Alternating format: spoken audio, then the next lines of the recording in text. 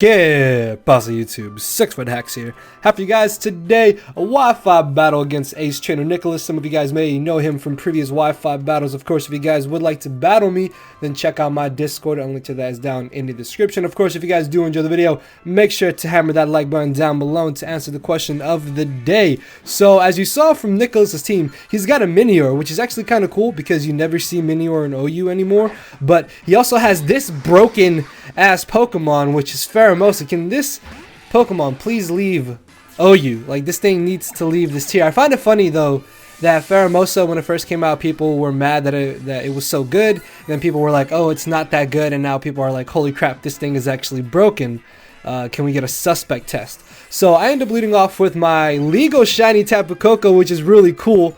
If you guys can get this, then definitely get a shout out to my boy U-Turn Crowbat for hooking me up with it. And I end up making a misplay turn 1 automatically. I go for the U-turn. In hindsight, definitely should have gone for the Volt Switch because that would have done a lot more damage than what U-turn would have done, and definitely put him in range of where my Adamant Mammo's Ice Shard would have knocked him out. Unfortunately though, he lives. Luckily though, that's not a word. Luckily though, Samoa Joe skillfully dodges and he misses Focus Blast. I have missed every single Focus Blast I have used with Pheromosa, so part of me wasn't upset, but that miss definitely mattered because Pheromosa could have potentially dropped me on my neck. As in comes the Mega Scizor. I make a really questionable play here. I thought that the switch into my Tapu Koko or my Ferrothorn was way too obvious, so he was definitely going to have to go for the U-turn.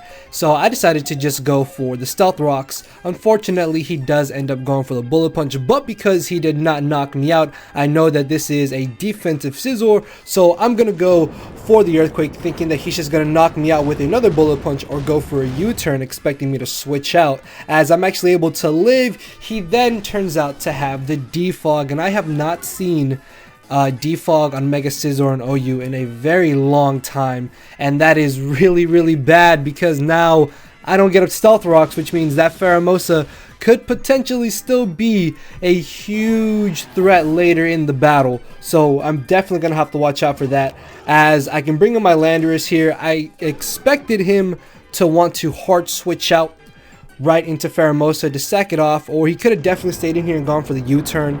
But the issue with that is if he did stay in here and go for U-turn, then if I went for Swords Dance, he just brings in Pheromosa, scares me out with an Ice Beam, and then he could potentially Quiver Dance on my switch into Ferrothorn. And of course, Mega Metagross does not have Bullet Punch, so that's really bad. Pheromosa is a huge ass threat, and after Quiver Dance, it also outspeeds my Scarf Keldeo. So that's actually why I go for the Rock Polish here, which is another odd play, as he ends up bringing the Garchomp. I am faster than this Garchomp, but I don't want to risk him maybe having like Toxic or Draco Meteor or something along those lines. And it turns out that he actually has Devastating Drake, which I think is really cool, because this means he's either Swords Dance with Outrage or he's specially based with Draco Meteor. Either way though, switching in the Ferrothorn here is a very nice switch in on my part, as it will not be doing entirely too much damage to me. I also thought about switching directly into my Tapu Koko,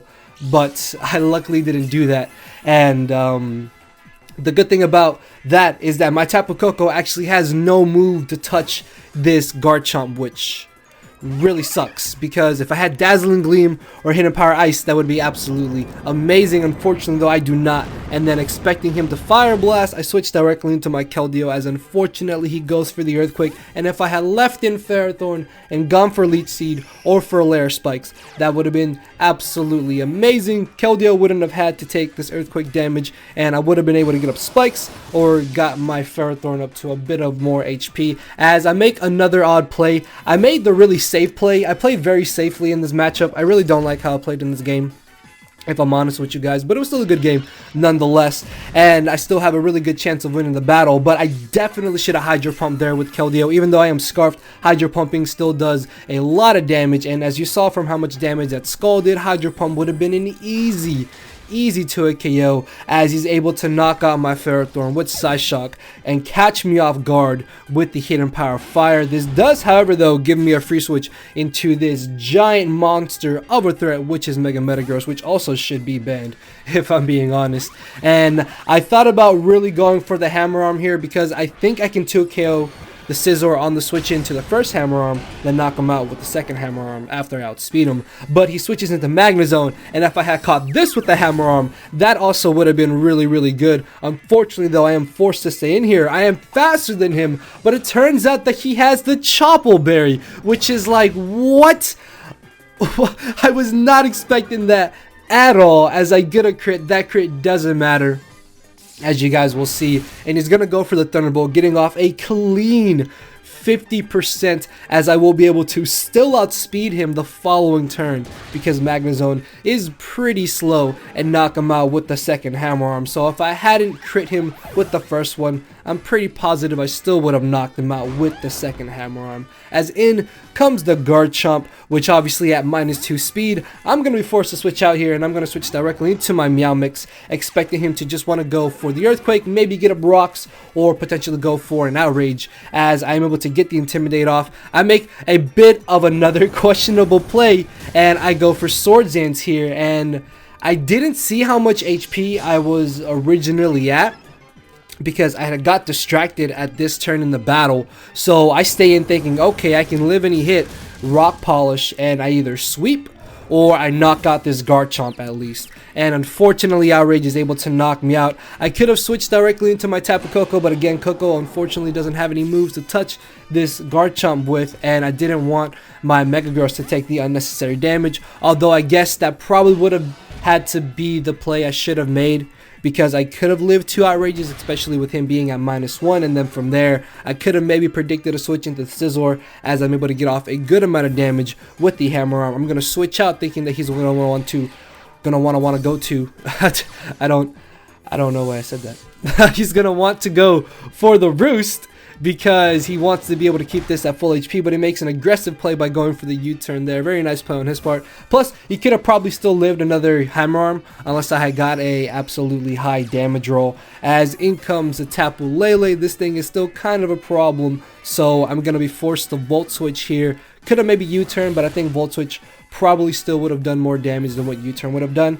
And I'm just going to switch right into my Metagross here, which even if he goes for the Psyshock, which he does end up going for, I can chew that. But if he had gone for Hidden Power Fire, then he would have risked my Tapu Koko potentially 2KOing his Tapu Lele. So Psyshock there was definitely the better play for him to make, as he's still able to chip down Metagross, and he's going to be able to sack this off, as he can now get a free switch into the Pheromosa. And this thing is kind of a problem, because even if I have Bullet Punch, I can't go for it. So I'm going to stay in here, hoping that maybe he predicts me to switch, or he ends up missing another Focus Blast, but he doesn't, as he's able to knock me out. This is fine, because Keldeo plus Tapu Koko can still, in theory, win me this battle.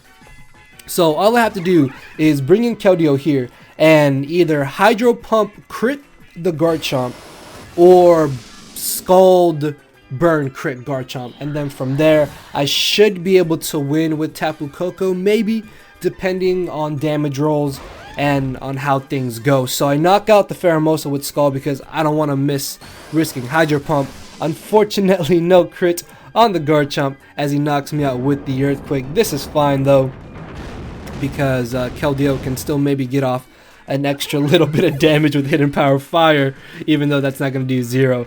But yeah, Nicholas is going to take the battle here. Shiny Tapu Koko still looks absolutely amazing, man. I think it's really, really cool. I love the black, and it looks absolutely beautiful in Citrus. So yeah, funny enough, it turns out that my Koko was not running any Speedy Vs because I forgot to put Speedy Vs. So yeah, Koko literally would have done nothing in this battle. Either way though, good game to Nicholas. Like I said, I don't really like how I played in this battle. I was distracted during it, and I really did play way too safe. And I didn't even get to see Minior, man. I wasn't worried about Minior at all, but it still would have been cool for him to at least have sent it out. Either way though, good game to my boy Nicholas. Of course, if you guys did enjoy the video, make sure to hammer that like button down below, and to answer the question of the day, check out the 2 videos on the end screen, and I will see you all tomorrow. So later, everybody.